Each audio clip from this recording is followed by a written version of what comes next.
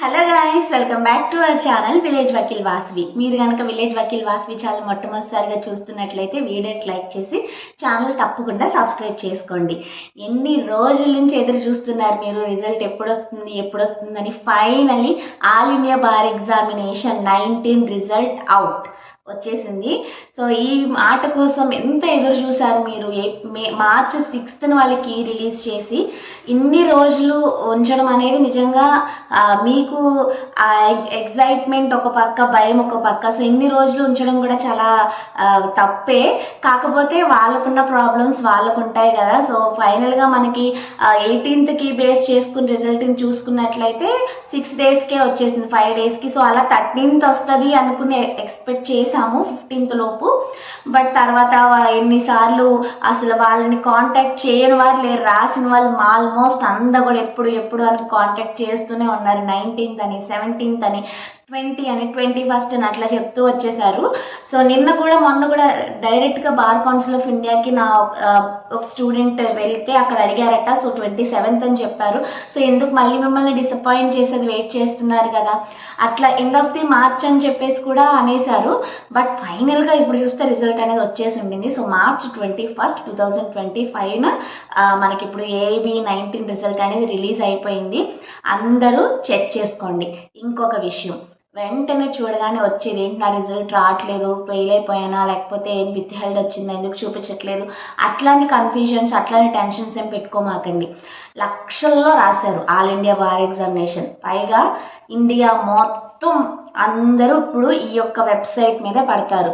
ఎందుకంటే ఈసారి పాస్ అయిన వాళ్ళు, ఎగ్జామ్ ఫైనల్ సెమిస్టర్లో ఉన్న వాళ్ళు, ఎన్రోల్మెంట్ లేని వాళ్ళు అందరూ రాశారు. కాబట్టి చాలామంది, అంటే 20కి రాయాల్సిన సభ్యులు కూడా ఈసారి 19లోనే రాశారంటే ఎంతమంది రాసుంటారో మీరు అర్థం చేసుకోండి.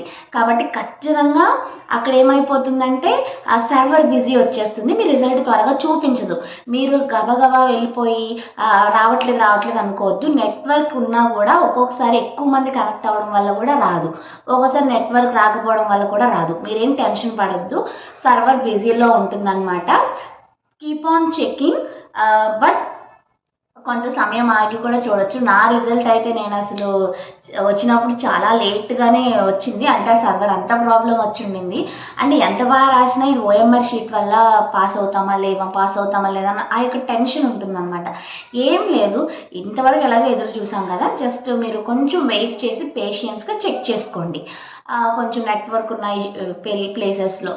అలాగే మొబైల్లో కన్నా ఇంకా ల్యాప్టాప్, కంప్యూటర్లతో త్వరగా ఓపెన్ అవుతుంది. మీ దగ్గర ఉంటే కనెక్షన్ ల్యాప్టాప్కి ఇచ్చి కూడా, ఎందుకంటే కొంచెం ఆ యొక్క సిస్టమ్ యొక్క అది అలా ఉంటుంది సిస్టమ్ అనేది. ఎందుకంటే త్వరగా మనకి గ్రాస్ప్ చేసేది ఇది ఉంటుందన్నమాట. ల్యాప్టాప్స్లో కానీ కంప్యూటర్లో కానీ నెట్వర్క్ని త్వరగా తీసుకునే ఇది ఉంటుంది మొబైల్ ఫోన్ కన్నా కూడా.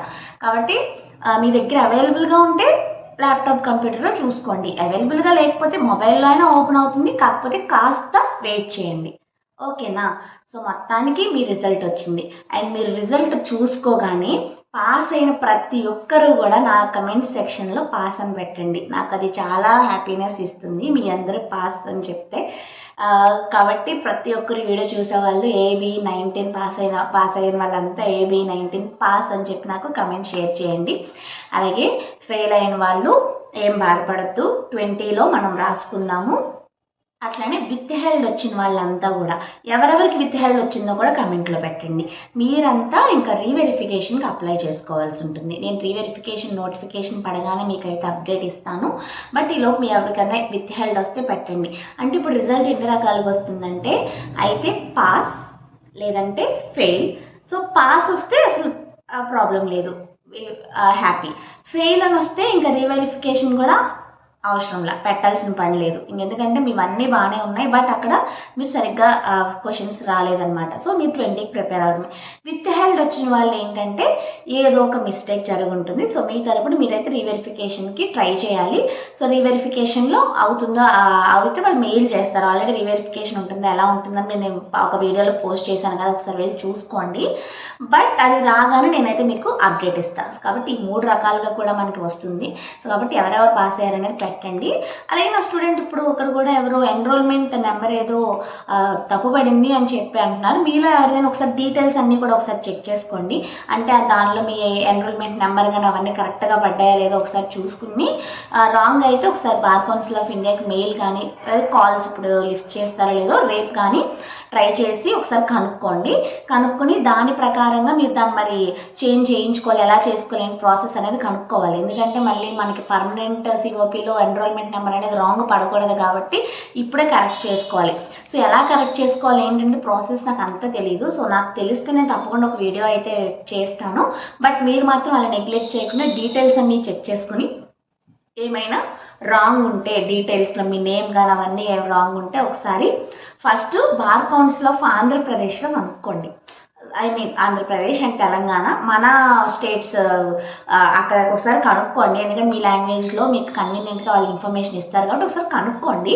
సో వాళ్ళు చెప్పిన దాని ప్రకారంగా మూవ్ అవ్వచ్చు. ఒకసారి బీసీఐకి కూడా మెయిల్ చేయండి. అంటే మీ ఎన్రోల్మెంట్ నెంబర్స్ అనేది హైకోర్టులో మనకి ఇక్కడ ఇస్తారు. నాకు తెలిసి అది మీరు అప్లై చేసినప్పుడే తేడాగా పెట్టుండాలి.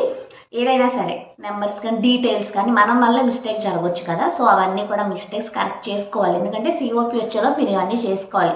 రిజల్ట్ వచ్చిందా పాస్ ఫెయిల్ అని చూసి వదిలేయొద్దు. నేను అందుకే ఈ వీడియోలో నేను ఎందుకు చెప్తున్నానంటే రిజల్ట్ వీడియో కాబట్టి మీరు చూస్తారు కాబట్టి అప్పుడు ఈ డీటెయిల్స్ అని ఒకసారి క్రాస్ చెక్ చేసుకుంటారనే ఉద్దేశంతో చెప్తున్నాను. అందుకనే మీరు ఖచ్చితంగా ఆ డీటెయిల్స్ అన్ని కంప్లీట్గా చూసుకుని పెట్టుకోండి. అండ్ ఐఎమ్ వెయిటింగ్ ఈసారి all India bar examination pass percentage పెరగాలని నేను కోరుకుంటున్నాను. అలానే మీలో ఎంతమంది 7 మార్క్స్ విత్డ్రా చేసుకోవడం వల్ల ప్రిలిమినరీ కీలో పాస్ అయ్యి ఇప్పుడు ఫెయిల్ అయ్యారనేది కూడా మన కమెంట్స్లో చెప్పండి. సో దీని గురించి కూడా ఎప్పుడైనా నాకు పాసిబిలిటీ ఉంటే డిస్కస్ చేసే అవకాశం, నాకు ఎవరితో అయినా మాట్లాడే అవకాశం వస్తే ఇన్ కేస్ ఈ విషయం నేను వాళ్ళకి కన్వే చేయడానికి ట్రై చేస్తాను. ఎందుకంటే ఇట్లా విత్డ్రా చేసుకోవడం వల్ల ఎక్కువ మంది ఫెయిల్ అవుతున్నారనే విషయాన్ని మనం తీసుకుని వెళ్ళాలి, వాళ్ళకి రీచ్ అయ్యేలా చేయాలి. సో దట్ ఏమవుతుందంటే ఇలా ఎప్పుడైనా ఇలా వచ్చినప్పుడు వాళ్ళు దాన్ని ఏం చేస్తారంటే యాడ్ చేయడమో లేకపోతే ఏదో ఒకటి చేస్తారు. కట్ ఆఫ్ 2-3 మార్క్స్ తగ్గిస్తే మీకు ఎక్కువ ఎఫెక్ట్ అవుతుందని ఎక్కువ మంది ఉంటే మనం ఖచ్చితంగా ఎప్పుడైనా అవకాశం ఉంటే విషయాన్ని అఫీషియల్స్కి చేర్చేది ఖచ్చితంగా మనం అందరం చేర్చడానికే ట్రై చేద్దాం. సో ఓకేనా. So finally all India bar examination 19 result out. Check చేసుకోండి. మీ రిజల్ట్ అనేది తప్పకుండా నాకు కమెంట్స్లో షేర్ చేయండి. అట్లానే ఫెయిల్ అయిన వాళ్ళు అస్సలు బాధపడద్దు, మంచిగా పాస్ అవ్వండి. ప్రిపరేషన్ సంబంధించిన వీడియోస్ మన ఛానల్లో ఉంటాయి చూడండి. అలాగే మన కోచింగ్ సెంటర్ కూడా ఉంది కదా, AB19 నేను ఇచ్చాను కోచింగ్. సో మా వాళ్ళు ఎంతమంది ఎలా పాస్ అయ్యారు ఏంటి అనేది నెక్స్ట్ వీడియోస్ నేను తప్పకుండా షేర్ చేసుకుంటాను మీతోటి. సో అంటిల్ దెన్ ఈ వీడియో మీ ఫ్రెండ్స్ అందరికీ షేర్ చేయండి. ఎవరైతే రిజల్ట్ కోసం ఈగర్గా వెయిట్ చేస్తున్నారో వాళ్ళందరికీ కూడా ఈ వీడియో షేర్ చేసి సో దట్ వాళ్ళు కూడా చెక్ చేసుకుంటారు. బట్ సర్వర్ బిజీ వస్తుందని చెప్పి అదే పని వద్దని చేయమాకండి, కాస్త టైం ఇచ్చి చెక్ చేస్తూ ఉండండి. మీ రిజల్ట్ అనేది కంపల్సరీగా వస్తుంది. బట్ ఇమీడియట్గా ప్లీజ్ రిజల్ట్ చెక్ చేసుకోగానే పాస్ అయితే కమెంట్స్లో పాస్ అని చెప్పి పెట్టండి.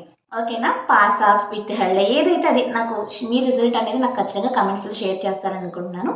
వీడియో నచ్చితే do like, share, comment and subscribe to village Vakeel Vasu YouTube channel.